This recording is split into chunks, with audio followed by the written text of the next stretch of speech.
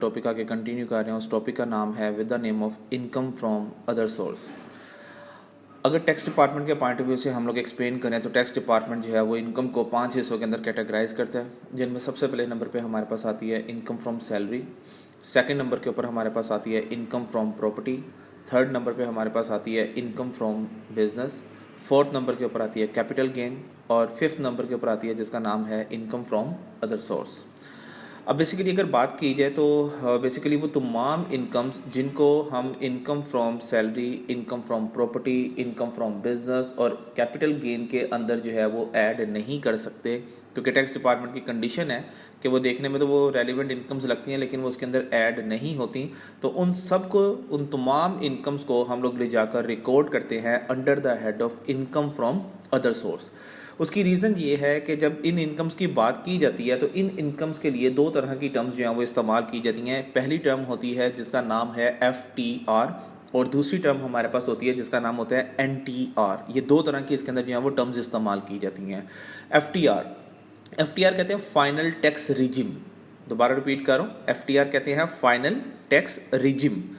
और जो NTR होता है, NTR कहते हैं नॉर्मल टैक्स रिजिम। अब दोनों में जो डिफरेंस है, पहले वो डिफरेंस आप अपना क्लियर कर लें, उसके बाद फिर अपने टॉपिक को हम आगे कंटिन्यू करते हैं। अगर बात की जाए FTR की जिसका नाम था फाइनल टैक्स रिजिम, तो इसका मतलब ये है कि ये एक ऐसी इनकम है जिसको जिस वक्त हम लोग अर्न करेंगे उसी वक्त पहले इसके ऊपर हम अपना टैक्स पे करेंगे, बाद में ये इनकम हम लोगों को रिसीव होगी। अभी आगे चलकर मैं इसकी डिटेल भी आप लोगों के साथ शेयर करूंगा, बताऊंगा। इसमें एक आधी एग्जाम्पल मैंने वैसे लिखी भी हुई है आज, और मैं आपको उसमें बता भी दूंगा कि ये हमारी FTR की इनकम होती है। और कुछ ऐसी इनकम्स होती हैं फिर इनकम फ्रॉम अदर सोर्स के अंदर, जिसमें हम कहते हैं कि गवर्नमेंट ने इससे रिगार्डिंग जो है कोई स्पेसिफिक रूल नहीं रखा हुआ टैक्स डिपार्टमेंट ने। तो आप एक काम करें कि इसको जिस तरह से अदर इनकम्स को हम लोग ऐड करके अपना जो नॉर्मल टैक्स का रेट अप्लाई करते हैं, तो फिर आपने वही नॉर्मल टैक्स का रेट अप्लाई करना है इसके ऊपर। तो वो सारे के सारे आपके NTR जिसका नाम होता है नॉर्मल टैक्स रिजिम, जिसके ऊपर आम टैक्स की तरह ही आप लोगों ने अपनी क्या करनी होती है, कैलकुलेशन करनी होती है। तो अब थोड़ा सा जो है वो हम यहाँ पर देखते हैं कि कुछ ऐसी इनकम्स हैं जिनको हम अब कैलकुलेशन करते वक्त जो है वो अपनी इनकम फ्रॉम सैलरी के अंदर, प्रॉपर्टी के अंदर, बिजनेस के अंदर और कैपिटल गेन के अंदर ऐड नहीं कर सकते। वो नॉर्मली कौन कौन सी इनकम्स होती हैं। नंबर 1, अगर सबसे पहले नंबर पे हम लोग देखें तो यहाँ पे आपके पास एक टाइटल लिखा हुआ है जिसका नाम है नॉट टैक्सेबल अंडर सैलरीज। कहते हैं ये वो इनकम्स हैं जिनको आपने सैलरीज के हेड के अंदर जो है वो टैक्सेबल नहीं करना। अब इनमें सबसे पहले कौन सी है, कहते हैं एग्जामिनेशनशिप fee receive by a lecturer for a university. Like अगर मैं कहूँ कि मैं एक टीचर हूँ और टीचर का काम नॉर्मली पढ़ाना होता है, पढ़ाने के साथ साथ मैंने कोई एग्जामिनेशनशिप भी कर ली, लाइक मैंने कोई पेपर्स चेक कर लिए या पेपर्स में मैंने कोई ड्यूटी भी अपनी परफॉर्म कर ली, तो इदारे जो हैं वो उसके एक्स्ट्रा से पैसे पे करते हैं। टैक्स डिपार्टमेंट कहता है ठीक है आपने पैसा अर्न किया, हम ये नहीं कह रहे कि आपने पैसा अर्न नहीं किया, लेकिन चूंकि आपका प्रोफेशन टीचिंग प्रोफेशन है तो वहाँ से जो पैसा कमाएंगे वो इनकम फ्रॉम सैलरी कहलाएगा। अगर आपने उसी प्रोफेशन में रहते हुए सेम प्रोफेशन में कोई अपनी एक्स्ट्रा सर्विसेज दी और उसके अगेंस्ट आपने कोई पैसा कमाया, तो वो फिर इनकम फ्रॉम सैलरी नहीं, वो आपका इनकम फ्रॉम अदर सोर्स कहलाएगा। यानी कि जितने भी पैसे आप यहाँ पर कमाएंगे एज एग्जामिनर, तो वो सारे के सारे पैसे जो हैं वो आपके कहाँ पे जाएंगे, इनकम फ्रॉम अदर सोर्स में जाएंगे। इसी तरीके के साथ अगले नंबर पे उसने लिखा हुआ है जिसमें बता रहा कहता है annuities grant by life insurance company. अगर आपने लाइफ इंश्योरेंस कंपनी से जो है वो अपनी इंश्योरेंस करवाई और उससे आपको कोई भी एनुटी वगैरह यानी कि वहाँ से कोई भी सालाना आप लोगों को जो है वो कोई इंस्टॉल अमाउंट वगैरह वहाँ से रिसीव हो रही है, तो टैक्स डिपार्टमेंट कहता है अगेन वो पॉइंट भी आपका इनकम फ्रॉम अदर सोर्स के अंदर जाएगा, वो इनकम फ्रॉम सैलरी के अंदर नहीं जाएगा। इसी तरीके के साथ अगर बात की जाए इनकम फ्रॉम प्रॉपर्टी की, तो इनकम फ्रॉम प्रॉपर्टी में जो हमारे पास पॉइंट आते हैं उसमें सबसे पहला पॉइंट हमारे पास ये है कि सम टाइम हम जब किसी को अपना घर किराए पर देते हैं तो उस घर के अंदर कुछ ना कुछ मशीनरी या कुछ ना कुछ जो है वो आप कह लें फर्नीचर का काम हुआ होता है, तो हम वो उसको साथ ही बीच में जो है वो रेंट आउट कर देते हैं। लाइक मैं कहता हूँ जिस बंदे को मैंने अपना घर जो है वो रेंट पर दिया तो उस घर में ऑलरेडी पंखे भी लगे हुए थे, उस घर में ऑलरेडी गीजर भी लगा हुआ था, उस घर में ऑलरेडी जो है वो AC भी लगा हुआ था, तो मैंने वो भी सारा कुछ उसी बिल्डिंग के रेंट के अंदर उसको क्या कर दिया, इंक्लूड कर दिया, यानी कि पूरी की पूरी बिल्डिंग उसके साथ ही उसको अगर रेंट आउट कर दी। तो गवर्नमेंट ये कहती है कि जारी बात है अब मैं उन चीज़ों के पैसे भी तो बीच में चार्ज कर ही रहा ना, मुझे पता है कि जब ये बंदे ने बिल्डिंग मेरी खाली करनी तो ये चीज़ उस हालत के अंदर नहीं होगी, तो उसके जो मैं पैसे चार्ज कर रहा हूँ वो फिर इनकम फ्रॉम प्रॉपर्टी के अंदर नहीं आएंगे, बल्कि वो सारे के सारे पैसे कहाँ पर आएंगे, वो इनकम फ्रॉम अदर सोर्स के अंदर आएंगे। लाइक अगर आपने कोई घर किराए पर दिया और उस घर के अंदर कोई फर्नीचर का काम आपका था, यानी कि फर्नीचर का काम आपने करवाया हुआ है, तो जारी बात उसकी भी एक लाइफ होती है, उसके बाद उसमें खत्म हो जाना उसकी वर्थ ने, तो इसीलिए आप उसके पैसे भी बीच में जारी बात है इंक्लूड करके वो पैसे ज़्यादा अगले से चार्ज कर रहे थे। तो जितने पैसे आपने उसके रखे हैं वो सारे के सारे इनकम फ्रॉम आप लोगों के जो है वो प्रॉपर्टी के अंदर नहीं आएंगे, बल्कि वो इनकम फ्रॉम अदर सोर्स के अंदर आएंगे। इसी तरीके के साथ अगर मैं कहूँ कि मेरे पास जो बिल्डिंग थी वो रेंट की थी और मैंने रेंट की बिल्डिंग को आगे मजीद किसी को रेंट पर दे दिया, यानी कि अपना जो घर था जो रेंट पे मैंने लिया हुआ है वो मैंने आगे किसी के साथ शेयर कर लिया। मैं कहा ठीक है भाई आप मेरे साथ आके यहाँ पर रह ले, 2-3 लोगों को मैंने रख लिया और मैं उनसे उसके बदले में क्या कर रहा हूँ, मैं रेंट चार्ज कर रहा हूँ। तो गवर्नमेंट कहती है वो जितना भी रेंट चार्ज किया जाता है उस रेंट का बेसिकली नाम होता है रेंट बाय सब लीज ऑफ प्रॉपर्टी। हमने बेसिकली क्या किया, सब लीज कर दिया या सब लेट कर दिया। सब लेट का मतलब होता है कि किराए की जगह आगे किसी को हमने क्या कर दी, किराए पर दे दी। तो अगर किराएदार अगर किराए की जगह किसी को मजीद आगे किराए के ऊपर दे रहा है तो वो जो इनकम वहां पर अर्न करेगा वो इनकम फ्रॉम प्रॉपर्टी का हिस्सा नहीं बनेगा, बल्कि वो इनकम फ्रॉम अदर सोर्स का हिस्सा बनेगा। इसी तरीके के साथ अगर इनकम फ्रॉम बिजनेस की बात की जाए तो लेट्स सपोज मैं कहता हूँ कि जी मैं वही एग्जांपल जो भी ऊपर आपको कोड किया मैं वही दोबारा से रिपीट कर रहा हूँ। लेट्स सपोज मैं कहता हूँ कि जी मैं टीचर हूँ, ठीक है, मैं टीचर हूँ, मेरा काम है सिर्फ पढ़ाना। लेकिन अगर कोई शख्स मुझे आकर ये कह दे कि सर एक बुक है और आप चूँकि टीचर हैं तो आपको उस बुक का जो है वो बहुत ज़्यादा नॉलेज होगा, तो आप काइंडली उस बुक के हवाले से जो है एक हमें कॉलम लिख के दे दें या एक नॉवल लिख कर दे दें ताकि हम उसको जो है वो क्या कर सकें, पब्लिश कर सकें।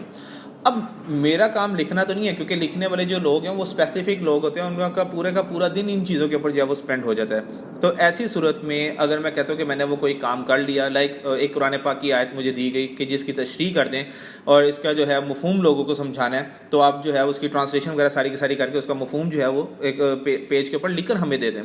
तो जितना भी मैं इससे पैसा अर्न करूँगा वो सारे का सारा पैसा income from non professional writer कहलाएगा।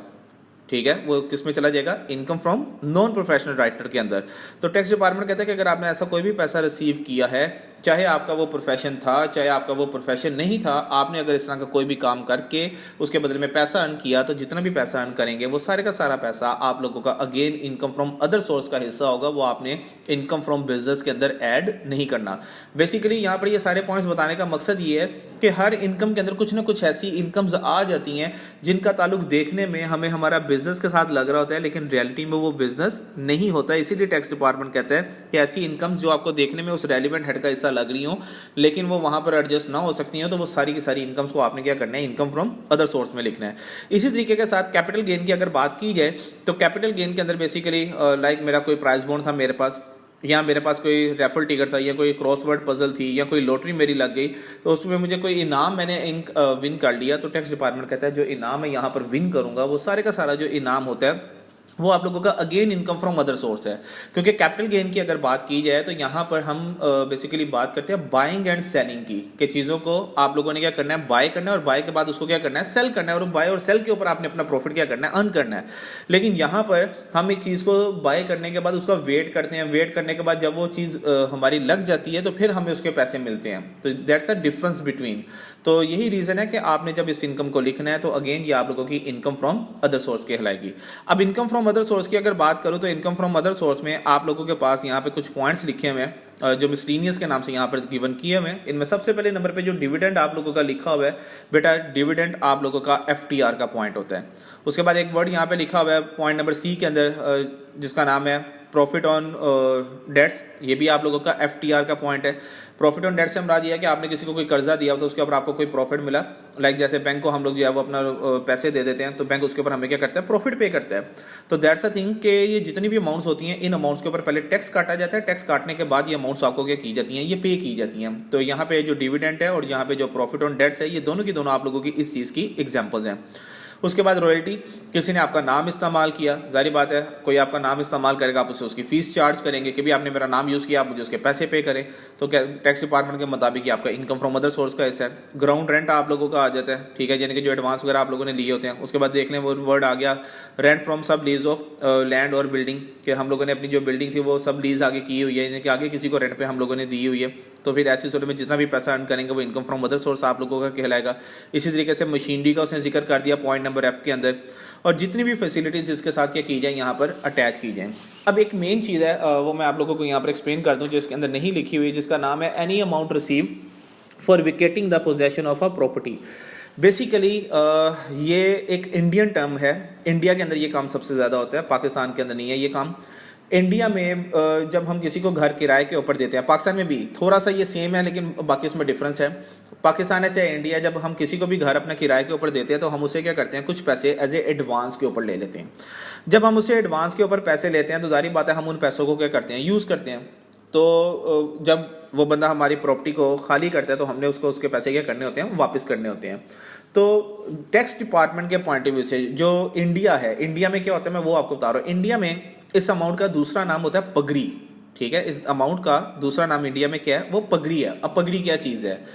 टैक्स डिपार्टमेंट वहाँ पे ये कहता है कि वहाँ के लोग क्या करते हैं कि जब किसी से उसकी अमाउंट एज एडवांस के तौर पर लेते हैं और उसको यूज़ करते हैं तब तक जब तक वो बंदा उनका घर इस्तेमाल कर रहा है, लेकिन जब वो घर खाली कर जाता है तो उसकी अमाउंट तो उसको वापस करते ही करते हैं, प्लस उसकी अमाउंट के ऊपर उसको कुछ बेनिफिट दे देते हैं, कुछ इंटरेस्ट पे कर देते हैं कि भाई आपकी अमाउंट हमने यूज़ की थी, हमने बिजनेस किया है, हमने अच्छा खासा पैसा कमाया, तो उस पैसे पे आपका भी हक बनता है, तो हम आपको भी उसमें से क्या कर रहे हैं, कुछ पैसे पे कर रहे हैं। तो दैट्स अ पगड़ी। वो जो आपकी अमाउंट के ऊपर आपको एक्स्ट्रा अमाउंट मिलती है उस अमाउंट को हम लोग यहाँ पे नाम देते हैं आसान अल्फाज के अंदर पगड़ी, लेकिन उसका जो एक्चुअल वर्ड यूज किया जाता है वो एक्चुअल वर्ड क्या है, amount receive from vacating the possession of a property. कि आपने घर खाली किया और घर खाली करने के अगेंस्ट आप लोगों को पैसे पे किए गए, यानी कि घर आपने खाली किया, आपको आपके पैसे तो मिले, उसके ऊपर आपको इजाफी पैसे मिल गए। तो अगर यहाँ पर पाकिस्तान में भी कोई शख्स इस तरह का काम करे तो देन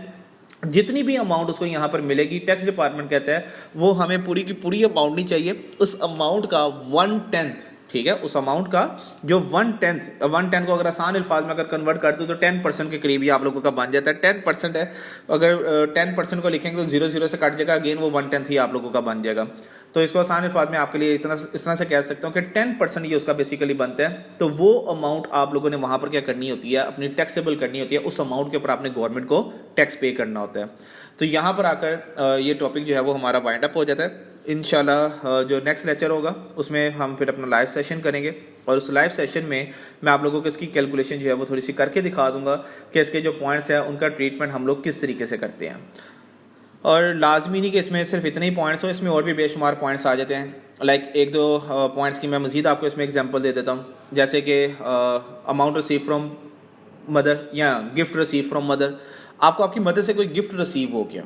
तो जो गिफ्ट रिसीव हुआ है ना तो वो इनकम फ्रॉम सैलरी है, ना प्रॉपर्टी है, ना बिजनेस है, ना कैपिटल गेन है, तो टैक्स डिपार्टमेंट कहता है वो आपके लिए आपका इनकम फ्रॉम अदर सोर्स है। इसी तरीके के साथ